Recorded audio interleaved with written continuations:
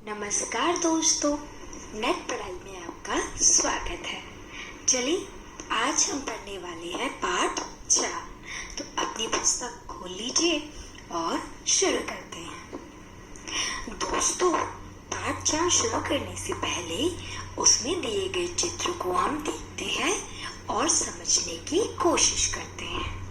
पहले चित्र में आप देख रहे होंगे कि एक गाय है जो प्यासी बैठी है।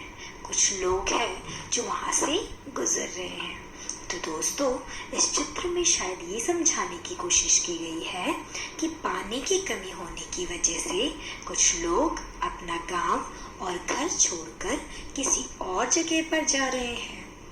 दूसरे दृश्य में देखिए, दूसरे चित्र में भी यही बताया गया है कि कुएं में पानी खत्म हो गया है और जो लड़का बैठा है वो भूखा है और उसके माता पिता सोच रहे हैं कि पानी नहीं है और फसल भी नहीं है।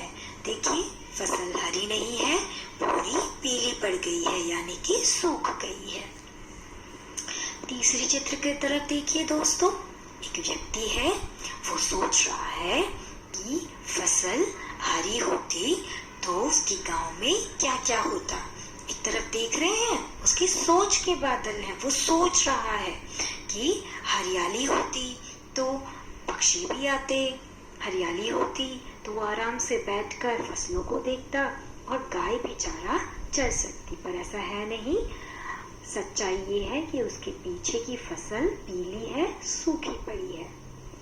चौथा चित्र देखिए दोस्तों, यही व्यक्ति जो कुछ सोच रहा था, अब सूखी खेतों को दिखाकर और गर्मी को दिखाकर, सूखे पेड़ों को दिखाकर अपने आसपास के लोगों को कुछ समझाने का प्रयत्न कर रहा है या फिर कुछ बता रहा है।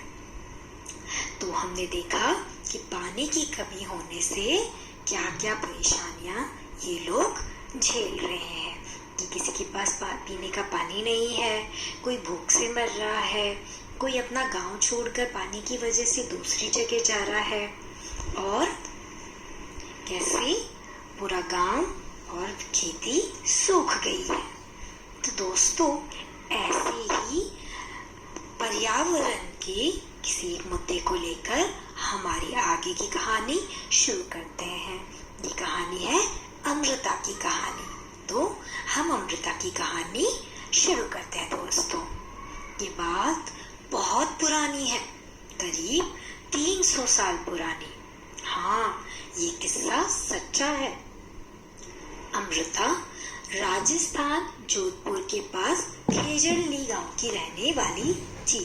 भारत में एक जगह है राजस्थान राज्य में एक शहर है जोधपुर। उस जोधपुर के पास एक गांव था खेजड़ली। अमृता वहीं की रहने वाली थी। जानते हो उस गांव का नाम खेजड़ली क्यों था? उस गांव में खेजड़ी के बहुत से पेड़ थे। उस गांव का खेजड़ली नाम बच्चों इसलिए था क्योंकि खेजड़ी नाम के बहुत से पेड़ वहां पर थे।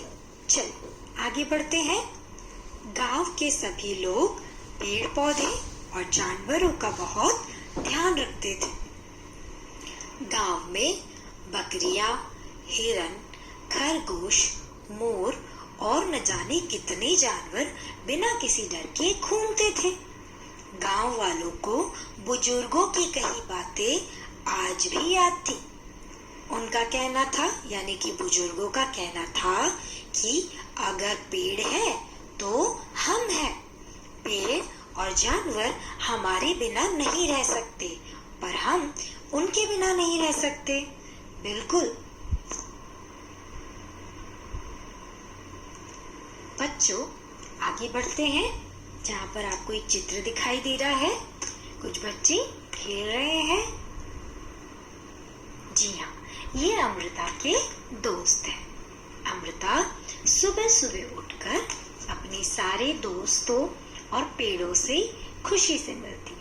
अमृता के लिए रोज उनमें से एक पेड़ उस दिन के लिए खास होता था।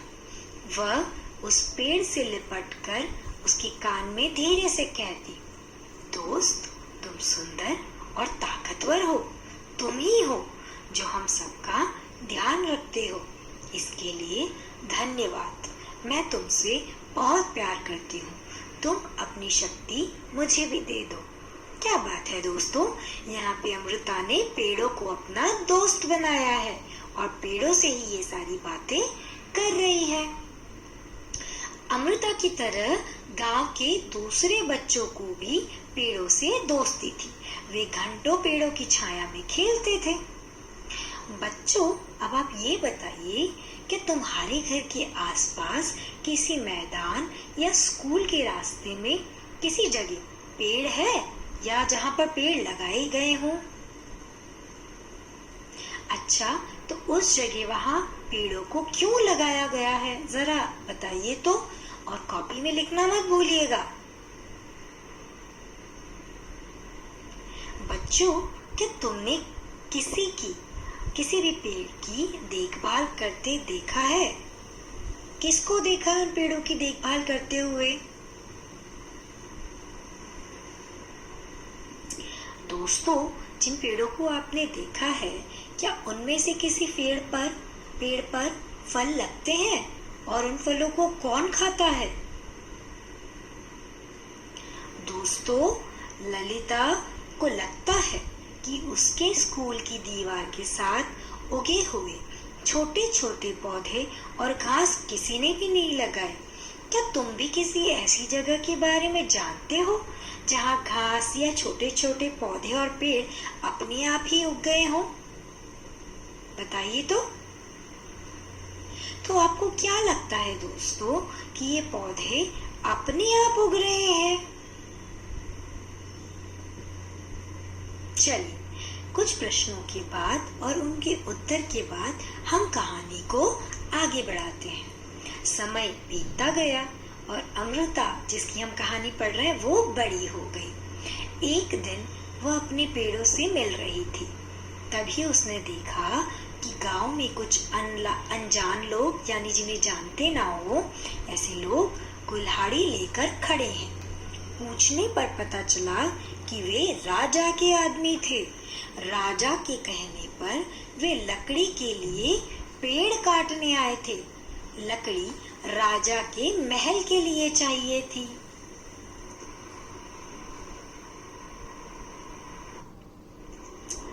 ये सुनते ही अमृता के होश उड़ गए। उन आदमियों ने जिस पेड़ को काटने के लिए चुना, अमृता उस पेड़ से लिपट गई। उन लोगों के डराने धमकाने पर भी वह नहीं हटी। राजा के आदमियों ने राजा की बात तो माननी थी, वरना उनकी अपनी जान चली जाती। उनकी कुल्हाड़ी के एक ही वार से अमृता के पैरों से खून बहने लगा और वह गिर गई, लेकिन उसने पेड़ को नहीं छोड़ा। अमृता को देखकर उसकी बेटियों और गांव के 300 से भी ज्यादा लोगों ने पेड़ों से लिपटकर अपनी जान दे दी। जब राजा को इस बात का पता चला तो उन्हें ये बात समझ नहीं आई कि लोग पेड़ों के लिए अपनी जान भी दे सकते हैं। वे खुद वहां गए, जंगल में गए, जहां उन्होंने स्वयं लोगों का पेड़ों के प्रति प्यार देखा। तो दोस्तों, आपको कहानी की शुरुआत मालूम है, जहां पर कुछ गांव के बुजुर्गों ने बात कही थी। हाँ, आपको बात है, याद है कि बुजुर्गों ने क्या बात कही थी? अगर पेड़ और जानवर नहीं तो क्या हम रहेंगे? इस बारे में कक्षा में चर्चा करिए। अगर आप इस समय घर में हैं तो घर में अपने बड़े दादा दादी या मम्मी पापा से भी इस बात की चर्चा करिए। चलिए दोस्तों, कहानी के आगे वाले भाग में बढ़ते हैं। इस भाग का नाम है सुरक्षित गांव। राजा पर गांव वालों की बातों का बहुत गहरा असर पड़ा। उसने आदेश दिया कि इस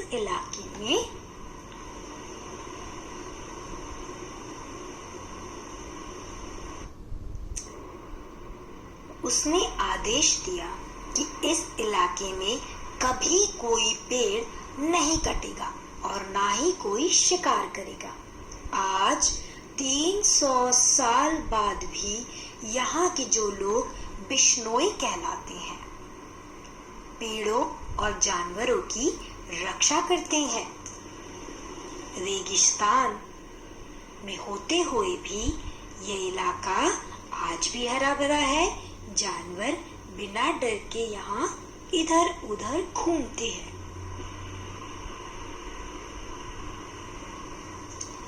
बच्चों, तुम जब तीसरी कक्षा में थे तो क्या तुमने किसी पेड़ से दोस्ती की थी?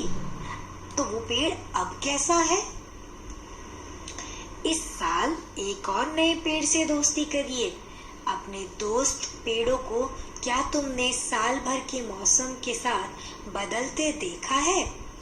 अब आप किसी एक पेड़ के बारे में लिखिए। क्या उस पेड़ पर फूल आते हैं?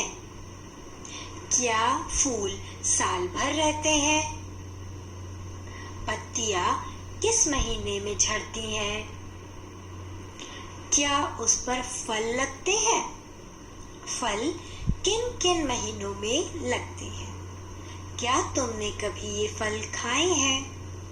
ये सभी प्रश्नों के जवाब आप अपनी किताब में से पढ़कर देखकर अपनी कॉपी में जरूर लिखिएगा। लिखना भूलिएगा मत। चलिए दोस्तों, अब हम आगे बढ़ते हैं। कुछ दिन पहले तुमने क्या किसी टीवी या अखबार में देखा या पढ़ा है कि किसी फिल्म एक्टर के खिलाफ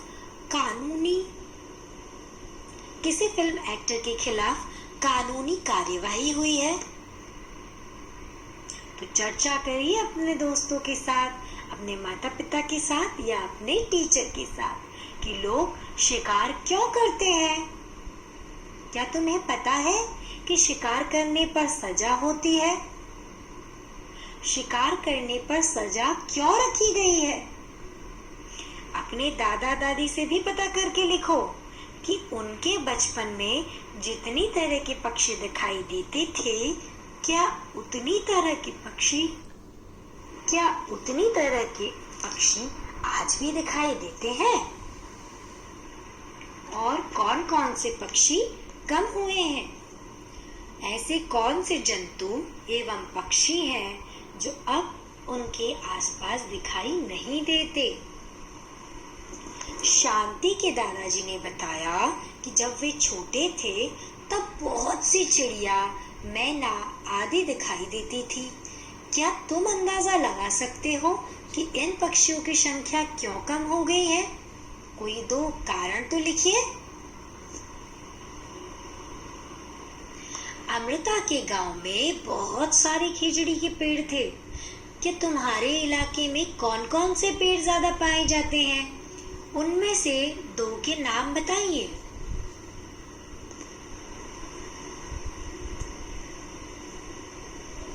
अपने बड़ों से भी पता करो कि क्या इन पेड़ों की कोई खास बात है।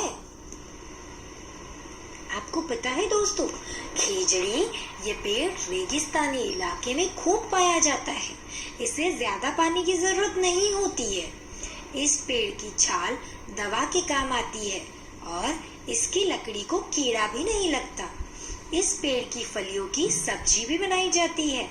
इसकी पत्तियां वहां पर रहने वाले जानवर खाते हैं और इसकी छाया में तुम जैसे बहुत से बच्चे खेलते हैं। तो दोस्तों, अब आप जान पाए कि पेड़ों का अपना महत्व होता है और लोग पेड़ों से कितना प्यार करते हैं। तो जब आप बड़े हो जाएं, आप भी पेड़ों से प्यार करिएगा, खूब सारे पेड़ लगाइएगा और पर्यावरण की रक्षा करने में मदद कीजिएगा। बाय बाय दोस्तों।